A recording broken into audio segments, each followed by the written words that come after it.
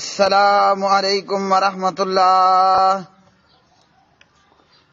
ترجمہ تفسیر القرآن الکریم، سبق نمبر 412، سورہ یونس، آیت 71 تا 72۔ اعوذ باللہ من الشیطان الرجیم۔ وَاتْلُ عَلَيْهِمْ نَبَأَ نُوحٍ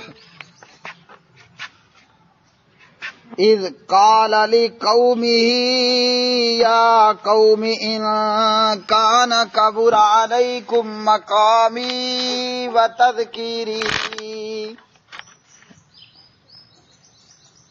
وَتَذْكِيرِي بِآيَاتِ اللَّهِ فَعَلَى اللَّهِ تَوَكَّلْتُ فَأَجْمِعُوا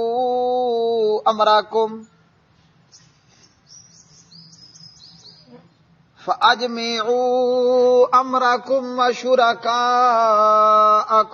ثُمَّ لَا يَكُنْ أَمْرُكُمْ عَلَيْكُمْ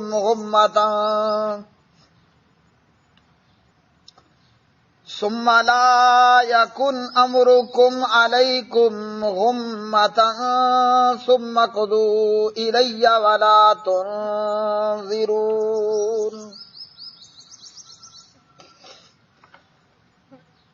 فَإِن تَوَلَّيْتُمْ فَمَا سَأَلْتُكُم مِّنْ أَجْرٍ إِنْ أَجْرِيَ إِلَّا عَلَى اللَّهِ وَأُمِرْتُ أَنْ أَكُونَ مِنَ الْمُسْلِمِينَ۔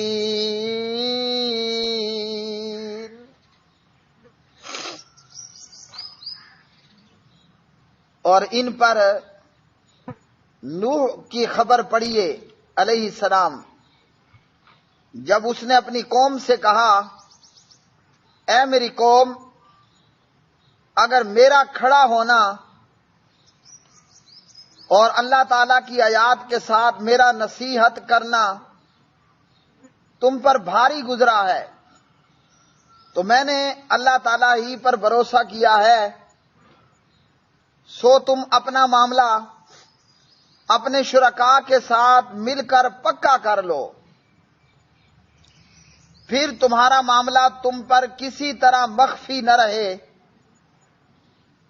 پھر میرے ساتھ کر گزرو اور مجھے مہلت مت دو۔ پھر اگر تم منہ موڑ لو تو میں نے تم سے کوئی مزدوری نہیں مانگی، میری مزدوری نہیں ہے مگر اللہ تعالیٰ پر، اور مجھے حکم دیا گیا ہے کہ میں فرما برداروں سے ہو جاؤں۔ وَاتْلُ، آپ پڑھیے، علیہم، ان پر، نبأ نوح، حضرت نوح علیہ السلام کی خبر یعنی قصہ، اذ، جب، قال، اس نے کہا، لقومہ، اپنی قوم سے، یا قومی، اے میری قوم، ان، اگر، کانا ہے، کبرا، گراں گزرتا، بھاری گزرتا، علیکم، تم پر، مقامی، میرا کھڑا ہونا، وتذکیری، اور میرا نصیحت کرنا، بآیات اللہ، اللہ تعالیٰ کی آیتوں کے ساتھ، فعلی اللہ، تو اللہ تعالیٰ ہی پر، توکلت، میں نے توکل، بھروسہ کیا ہے، فاجمعوا، لہذا تم متفقہ فیصلہ کر لو، یعنی میرے خلاف، امرکم، اپنے معاملے کا، وشرکاءکم، اپنے شریکوں سمیت، مددگاروں سمیت، ثم، پھر، لا یکن، نہ رہے، امرکم، تمہارا معاملہ، علیکم، تم پر، غمتن، مبہم، ثم، پھر،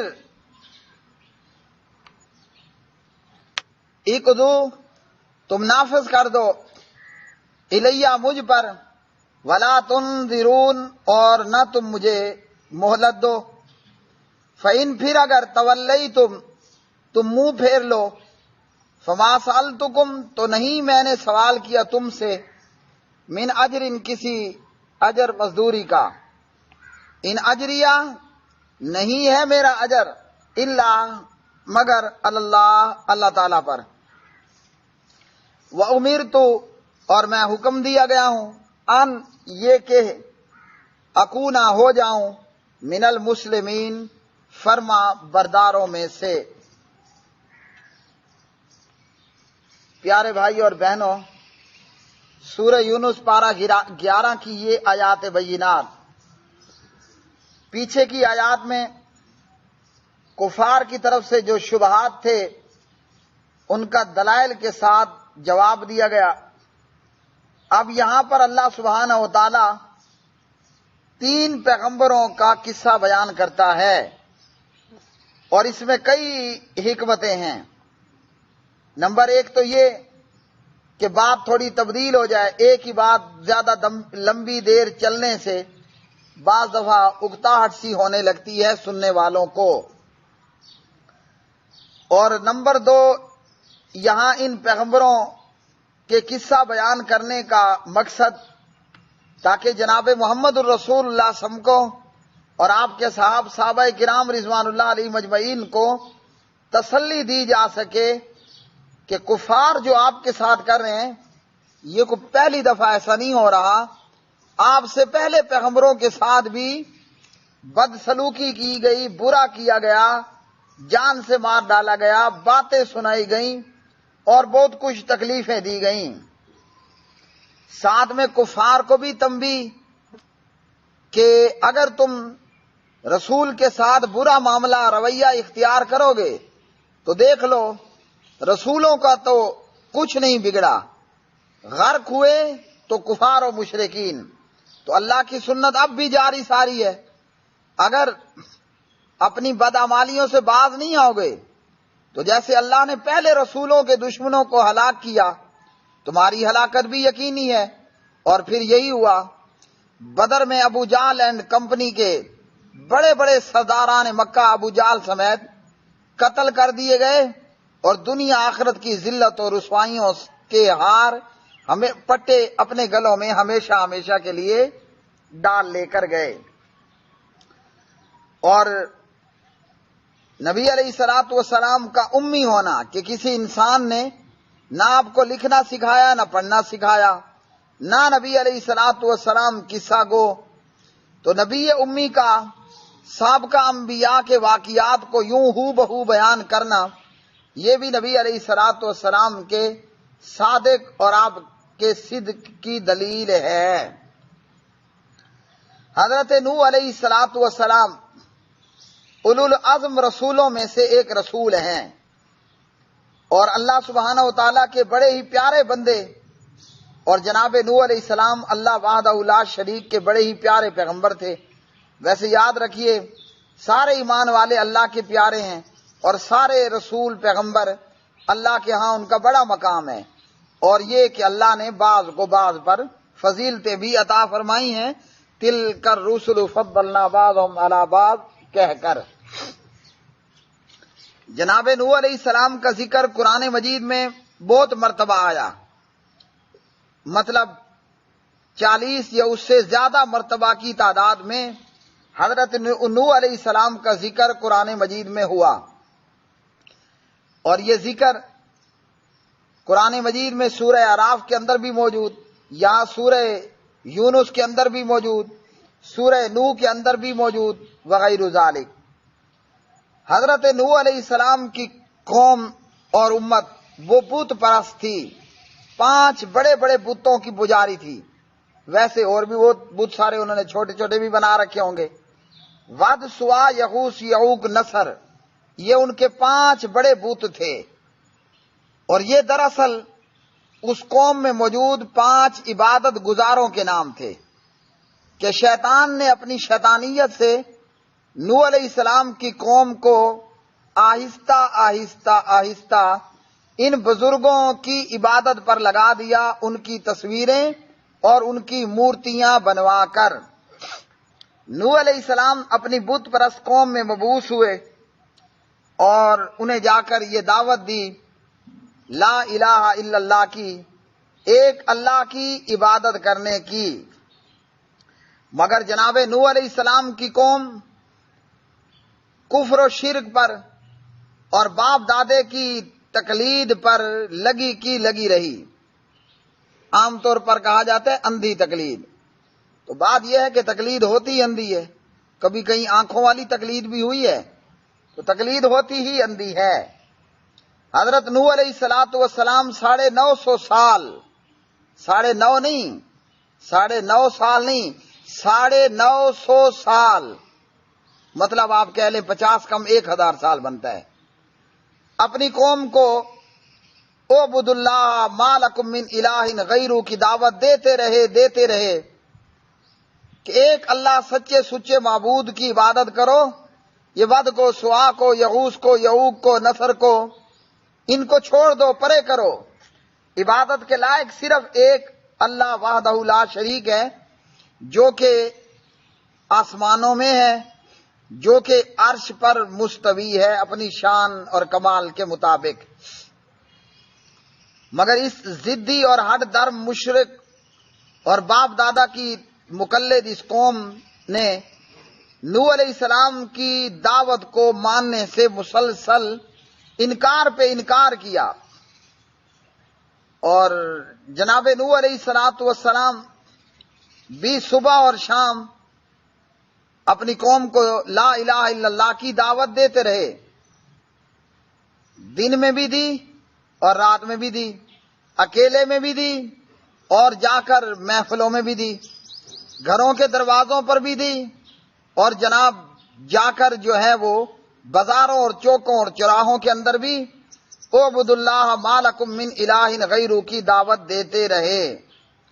مگر یہ ضدی ہر درم قوم باز نہ آئی، الٹا پیغمبر کو دھمکانا شروع کر دیا کہ اے نوح باز آ جاؤ، ورنہ ہم سے دشمنی کرنا اچھا نہیں نکلے گا. باز آ جاؤ نہیں تو ہم نقصان پہنچائیں گے، باز آ جاؤ نہیں تو ہم تمہاری جان کے درپے ہو جائیں گے. تو دھمکیاں دینا شروع کر دیں، جیسا کہ آج بھی مجرم لوگ دہشت گردی پر اتر آتے ہیں. اسی طرح نوح علیہ السلام کی قوم بھی دہشت گردی پر اتری اور پیغمبر نوح علیہ السلام کو دھمکانا ڈرانا شروع کر دیا. نوح علیہ السلام فرماتے ہیں میرے خلاف جو کرنا ہے کر لو، تمہیں میرا لا الہ الا اللہ کا پیغام لے کر کھڑے ہونا، اللہ کی آیات پڑھ کر ود سوا غیر اللہ کی عبادت سے روکنا، یہ تمہیں بھاری گزرتا ہے، ناگوار گزرتا ہے، ناپسندیدہ گزرتا ہے. تمہیں برا لگتا ہے کہ ہمارے اور ہمارے باپ داداؤں کو یہ ان کی عبادت سے روک رہا ہے، بقول کفار و مشرکین برا بلا کہہ رہا ہے. اگر یہ تمہیں ناگوار گزرتا ہے، بھاری گزرتا ہے، تو بھائی میں تو یہ کام کرتا رہوں گا، میں تو اس کام سے باز آنے والا نہیں ہے، میں اس کام سے باز آنے والا نہیں ہوں. تم اور تمہارے مددگار میرے خلاف جو کر سکتے ہو تیاری کرو اور اٹیک کرو، اور مجھے سے پہلے حملہ کرنے سے پہلے مجھے خبردار بھی نہ کرنا کہ ہم آ رہے ہیں صبح حملہ کرنے. تمہیں اجازت ہے دن میں کرو، رات میں کرو، اندھیرے میں کرو، اجالوں میں کرو، مجھ پر اپنے مددگاروں سمیت مل کر پوری تیاری کرو اور کرو مجھ پر حملہ اور کرو مجھ پر اٹیک، اور مجھے ذرہ برابر بھی، مجھے کچھ بھی مہلت مت دو. اور کہا نوح علیہ السلام نے اگر تم نے یہی رٹ لگائی رکھی کہ میں نہ مانوں، اگر تم نے منہ موڑا اور اعبدوا اللہ ما لکم من الہ غیرہ کے ماننے سے انکار کیا، تو کہا کہ تمہارے انکار سے مجھے کوئی فرق نہیں پڑتا، میں نے تم سے کوئی اس پر اجرت اور مزدوری نہیں مانگی، میں تمہارا کوئی تنخواہ دار ملازم نہیں ہوں کہ تم میری تنخواہ بند کر دو گے تو میری روزی روٹی کا مسئلہ پیدا ہو جائے گا اور میں کوئی معاشی طور پر تنگ دستی کا اور کھانے پینے کی محتاجی کا شکار ہو جاؤں گا. تم نے اگر منہ موڑا اور میں نہ مانوں کی رٹ لگائے رکھی تو میں نے تم سے اس کام پر کوئی اجرت اور مزدوری نہیں مانگی، میں تمہارا تنخواہ دار اور ملازم اور نوکر نہیں ہوں کہ تم میری روٹی تنخواہ بند کر دو گے تو مجھے روٹی روزی کی تنگی پڑ جائے گی. میری مزدوری اس کام کی وہ اللہ تعالیٰ کے ذمے ہے۔ مطلب یہ جو نبوت اور رسالت کا کام ہے اس پر مزدوری میں نے لینی ہے، اور وہ مزدوری میری ہے اللہ سبحانہ و تعالیٰ کے ذمے۔ میں کام کر رہا ہوں، مجھے میرے کام پر میرا رب مزدوری دے رہا ہے اور دے گا۔ اس لیے جس کا میں تنخواہ دار ہوں، جس کا میں رزق کھا رہا ہوں، جس کے ذمے میری مزدوری ہے وہ تو اللہ سبحانہ و تعالیٰ ہے۔ لہذا تم سے میں نے کوئی مزدوری نہیں مانگی، اس کام پر میں کوئی تنخواہ پہ نہیں آیا ہوں کہ تم مزدوری نہیں دو گے اور تم کچھ نہیں دو گے، نہ میں نے تم سے کچھ مانگا تو میرے لیے پریشانی ہوگی۔ میرے بھائیو، اس آیت سے ہمیں یہ درس بھی ملا کہ علماء انبیاء کے وارث ہیں، علماء انبیاء علیہ السلام کے وارث ہیں۔ آج علماء کرام، علماء کتاب و سنت جناب محمد الرسول اللہ صلی اللہ علیہ وسلم کے بھی وارث ہیں اور جناب نوح علیہ السلام کے بھی وارث ہیں۔ اور صحیح بخاری میں ابو بکر صدیق رضی اللہ تعالی عنہ کی روایت میں حضور نبی کریم علیہ السلام نے فرمایا، یہ حدیث ابو بکر نے بیان کی، جب حضور صلی اللہ علیہ وسلم کی لخت جگر خاتون جنت سیدہ فاطمہ علیہ السلام اپنے بابا جناب محمد الرسول اللہ صلی اللہ علیہ وسلم کا وراثت مانگنے آئی تو خلیفہ اول امام برحق جناب ابو بکر صدیق رضی اللہ تعالی عنہ نے نبی علیہ السلام کی حدیث سنائی فاطمہ رضی اللہ تعالی عنہ کو۔ کیا حدیث تھی؟ کہ ہم انبیاء کا چھوڑا ہوا مال وہ صدقہ ہوتا ہے، وہ ورثہ نہیں ہوتا۔ دیگر احادیث میں انبیاء کا ورثہ کیا ہے؟ وہ ہے اللہ کی وحی، وہ ہے علم۔ اس آیت سے یہ بات بھی ہمیں سمجھنی چاہیے کہ ہم علماء انبیاء علیہ السلام کے وارث ہیں نا، تو ہمیں بھی لوگوں کی طرف سے آنے والی جو تنخواہ ہے، مزدوری ہے، اسے جوتے کی نوک پہ رکھنی ہے، مسئلہ ٹھوک بجا کے بیان کرنا ہے۔ آگے چاہے نواب اکبر خان بگٹی بیٹھا ہو، آگے چاہے آصف علی زرداری ہو، میاں محمد نواز شریف ہو، آج کا وزیر اعظم پاکستان عمران احمد خان نیازی ہو، چاہے کوئی عدل و انصاف کرنے والا عادل ہو یا کوئی چاہے ظالم جابر فاسق ہو، علماء انبیاء کے جب وارث ہیں تو ہمارے انبیاء نے کیا کیا کہ لوگوں کے مال کو اور پیسے دولت کو جوتے کی نوک پہ رکھا۔ علماء کا کام بھی یہی ہے کہ مسئلہ اور توحید اور سنت ان کا بیان کرنا اور شرک و بدعت کا رد کرنا ٹھوک بجا کے کریں۔ جس نے تنخواہ روکنی ہے بھلے روک لے، جس نے چندہ روکنا ہے 1000 دفعہ روک لے۔ علماء کا اجر بھی یہ اللہ ہی کے ذمے ہے۔ کیسے؟ قرآن مجید کے حافظ کے لیے ترمذی ابواب فضائل القرآن میں ہے، قرآن کے قاری اور حافظ کو کہا جائے گا قرآن پڑھتا جا، جنت کے درجات چڑھتا جا۔ تو قرآن پڑھنے والا، قرآن کا حافظ، قرآن کا یاد کرنے والا، اسے مزدوری کون دے گا؟ اللہ سبحانہ و تعالیٰ دے گا۔ سارے لوگ کھڑے ہوں گے، ہر ایک کو اس کی شان مطابق درجات جنت میں مل جائیں گے مومن کو، لیکن قرآن کے حافظ اور قاری کو کہا جائے گا پڑھتا جا، جنت کے درجات چڑھتا جا۔ تو قرآن والوں کا، وہ چاہے قاری قرآن ہے یا عالم بالقرآن ہے، ہماری مزدوری بھی اللہ کے ذمے ہے۔ اور مسئلہ ٹھوک بجا کے نوح علیہ السلام کی طرح بیان کرنا ہے، بغیر کسی لگی لپٹی کے۔ اماں ناراض ہوتی ہے، ابا ناراض ہوتا ہے، علاقے کا وڈیرا چودھری سردار ناراض ہوتا ہے، جس نے کل ہونا ہے وہ آج ناراض ہو جائے، جس نے آج ناراض ہونا ہے وہ ابھی کے ابھی ناراض ہو جائے، جس نے چندہ روکنا ہے بے شک روک لے، ہاں جی، جس نے مسجد کی خطابت سے چھٹی دینی ہے آج ہی دے دے، تنخواہ بند کرنی ہے کر دے۔ لیکن ہمارے لیے نمونہ کون ہے؟ انبیاء ہیں۔ اس لیے جناب نوح علیہ السلام کے اس واقعے کو بیان کرنے کا مقصد کیا ہے کہ قرآن پڑھنے والوں، قرآن کا علم رکھنے والوں، انبیاء کے وارثوں، نوح علیہ السلام کو اپنے لیے مشعل راہ بناؤ۔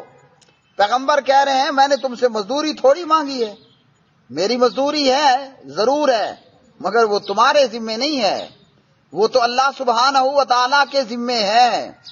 اس لیے اگر کوئی اس خیال میں ہے کہ ہم جناب لینا دینا چھوڑ دیں گے تو 1000 دفعہ روکو۔ انبیاء کے وارثوں کو بھی یہی چاہیے کہ وہ بھی اسی طرح ہی کریں اور ٹھوک بجا کر مسئلہ بیان کریں۔ کوئی خوش ہو کر ہمارے گلے میں ہار ڈال دے، سبحان اللہ، کوئی ناراض ہو کر جوتوں کی یالہ باری شروع کر دے، تب بھی ہمارا اجر اللہ وحدہ لا شریک ہی کے ذمے ہے۔ اور مسئلہ تب خراب ہوتا ہے جب عالم اور خطیب اپنی خطابت کو بچانے کے چکر میں پڑے۔ مسئلہ تب خراب بنتا ہے کہ جب عالم کو یہ فکر لگ جائے کہ میں نے حق کو ٹھوک بجا کے بیان کیا، یہ چندہ دینے والا سخی یہ چندہ روک لے گا، تو پھر وہ مسئلے کولے کولے بیان کرنا، نرم نرم باتیں کرنا شروع کر دیتا ہے کہ لوگ ناراض نہ ہوں۔